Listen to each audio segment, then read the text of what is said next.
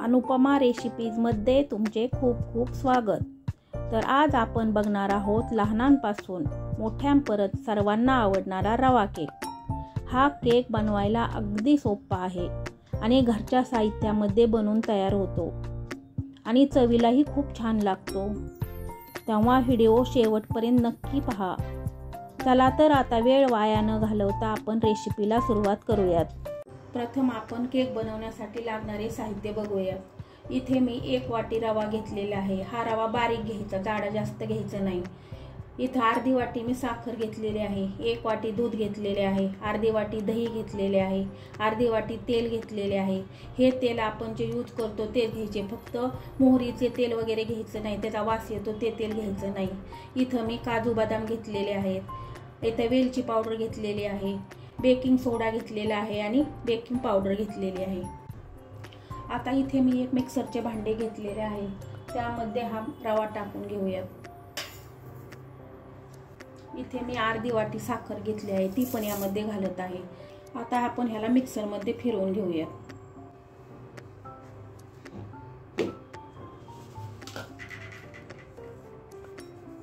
अशा प्रकारे आपल्याला ते बारीक करून घ्यायचे आहे. आता आपण ह्यामध्ये अर्धा कप तेल घालूयात, अर्धा कप दही घालूयात, 1 वाटी दूध घालूयात आणि इथं फ्लेवरसाठी मी वेलची पावडर घालत आहे. तुमच्याकडे जर व्हॅनिला इसेन्स असेल तर तुम्ही तेही वापरू शकता. आता आपण ह्याला पुन्हा एकदा मिक्सरला फिरवून घेऊयात. आता हे सर्व मिश्रण आपण एका बाउलमध्ये ओतून घेऊयात.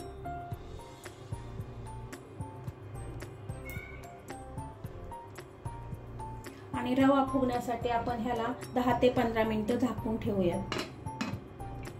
आता हा केक आपण कढईमध्ये बनवणार आहोत, त्यासाठी मी इथं एक कढई तापत ठेवलेली आहे. आता त्यामध्ये आपल्याला अशा प्रकारचं स्टँड ठेवून घ्यायचं आहे. जर तुमच्याकडे स्टँड अवेलेबल नसेल तर तुम्ही अशा प्रकारची प्लेटही वापरू शकता. ही प्लेट तुम्ही अशा प्रकारे उपडी ठेवू शकता आणि त्यावर झाकण ठेवून आपल्याला हे 5 ते 7 मिनिटं आपल्याला ते गरम करून घ्यायचं आहे. आता आपण पुढची स्टेप बघूया. केक बनवण्यासाठी इथं मी एक कुकरचा डब्बा घेतलेला आहे. तुम्ही केकचे भांडे किंवा एखादा खोलकट भांडे घेऊ शकता. आता आपण ह्याला थोडंसं तेलाने ग्रीस करून घेऊया.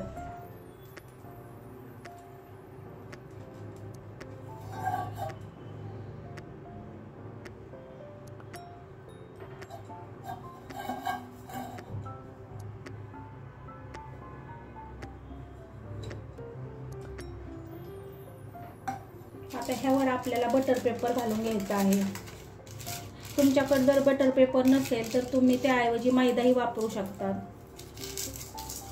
आता पुन्हा आपल्या ह्या बटर पेपरला आपल्याला तेलने ग्रीस करून घ्यायचे आहे.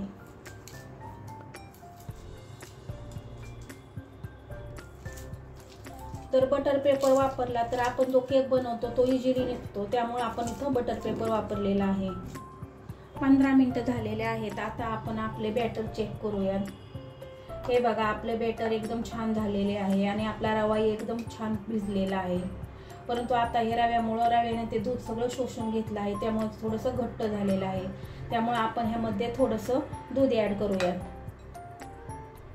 जास्त घालायची नाही, 1 किंवा 1.5 चमचा दूध घालायचे, जास्त आपल्याला पातळ करायचे नाही. आता हे चांगलं हलवून घेऊयात. हे बघा, अशा प्रकारची कन्सिस्टन्सी आपल्याला हवी आहे. ह्याच्यापेक्षा घट्ट किंवा ह्याच्यापेक्षा पातळ आपल्याला बॅटर नको आहे. आता आपण ह्यामध्ये 1 चमचा बेकिंग पावडर घालून घेऊयात आणि अर्धा चमचा इथं मी बेकिंग सोडा घेतला आहे, तो घालत आहे. आता हे मिश्रण छान मिक्स करून घेऊयात.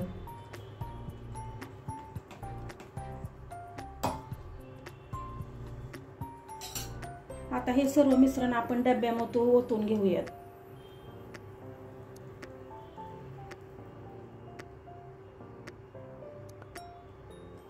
येथे मी सजावटीसाठी काजू बदामचे काप घेतलेले आहेत, ते घालून घेऊयात. तुमच्या आवडीनुसार तुम्ही इथं ड्रायफ्रूट वापरू शकता किंवा टुटी फुटी वापरू शकता. आता ह्या डब्याला आपल्याला थोडंसं टॅप करून घ्यायचं आहे.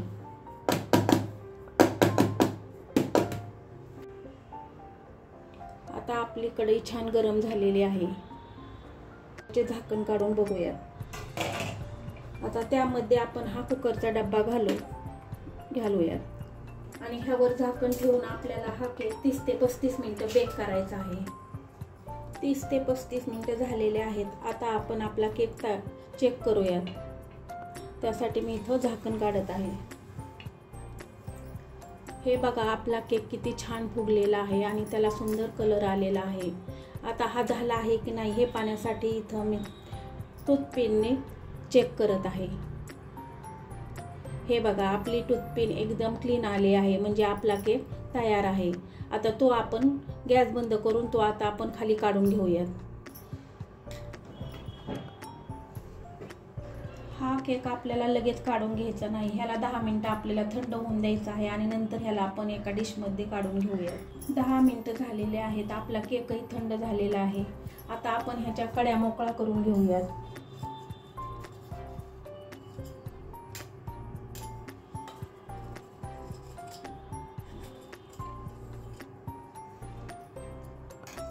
कडा मोकळ्या केल्यानंतर ह्याच्यावर एक प्लेट अशी ठेवायची आणि त्याला उपडं करायचं. उपडं केल्यानंतर आपण ह्याला थोडा असा हाताने टॅप करून घेऊया. तुम्ही बघू शकता आपल्या केकला किती छान रंग आलेला आहे. आता आपण ह्याच्यावरचा जो बटर पेपर आहे तो काढून घेऊयात.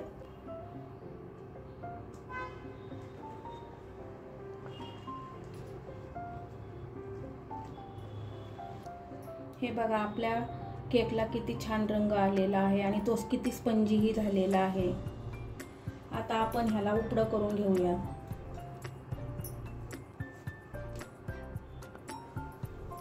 आता आपण हा केक कट करून घेऊयात.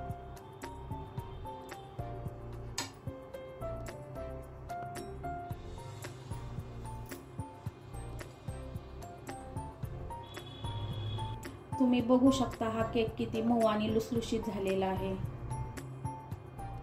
अशा प्रकारे आपला रवा केक तयार आहे. ही रेसिपी तुम्हाला आवडली असल्यास नक्की ट्राय करा. लाईक, शेअर आणि सबस्क्राईब करायला विसरू नका. धन्यवाद.